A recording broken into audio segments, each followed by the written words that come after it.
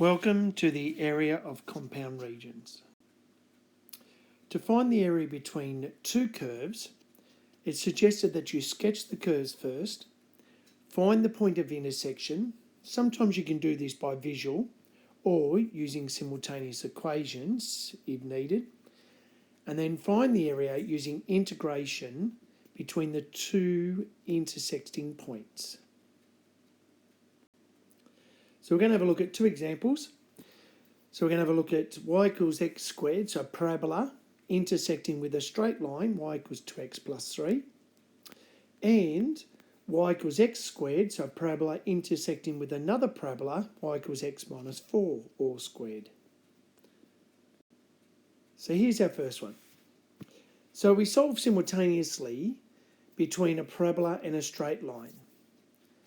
So we let y equals x squared and y equals 2x plus 3, so we let them equal each other. So you get x squared equals 2x plus 3, moving the values across so that when we're solving a parabola it's equal to 0, and we get x squared minus 2x minus 3 equals 0. Factorising gets us x minus 3x plus 1, giving us our values of x equals minus 1 or 3. Now we can find y values, and sometimes you'll be asked to, but at the moment let's just focus on the x values because we're trying to find the area. Now I apologise about the shading here. I wasn't able to get the shading correct on the on Desmos, but here you can see the straight line is a blue and the parabola is the red, and they intersect at -1 and 3. So note that the line is actually above the parabola. So we're going to do the integral under the line between -1 and 3 minus the integral under the parabola between -1 and 3.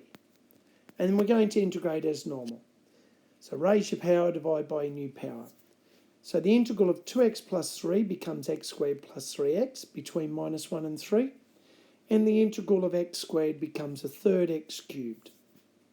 Substituting in 3 minus the substitution of -1 for both the first one and the second one, and then putting in your calculator as it stands, you end up with 10 2/3 units squared. So that's the area between the two curves. So for our second one, we had two parabolas. Now when we have a look at these sketched, you will be able to see where they intersect, but let's solve them anyway. So once again we had y equals x squared and y equals x minus 4 all squared. Letting those two parabola parts equal each other, expanding the brackets of x minus 4 squared, notice that the x squareds cancel, so we add the 8x across and you get 8x equals 16 and x equals 2.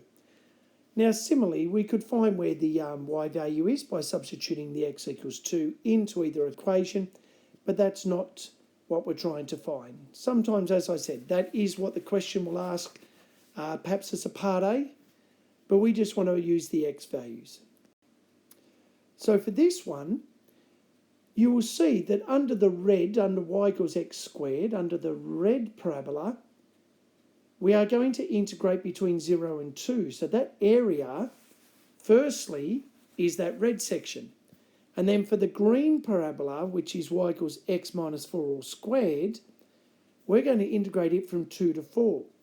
And you can see this is an addition of two areas.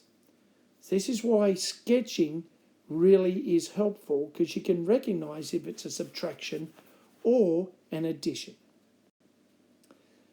So as I said, it's an addition of two areas, so we're going to add the two integrals. Now the first one, x squared, its integral was between 0 and 2, and the second one, its integral was between 2 and 4. So normal integration, raise your power, divide by a new power. For the first one, sub in 2 minus the substitution of 0, and the second one, sub in 4 minus the substitution in of 2.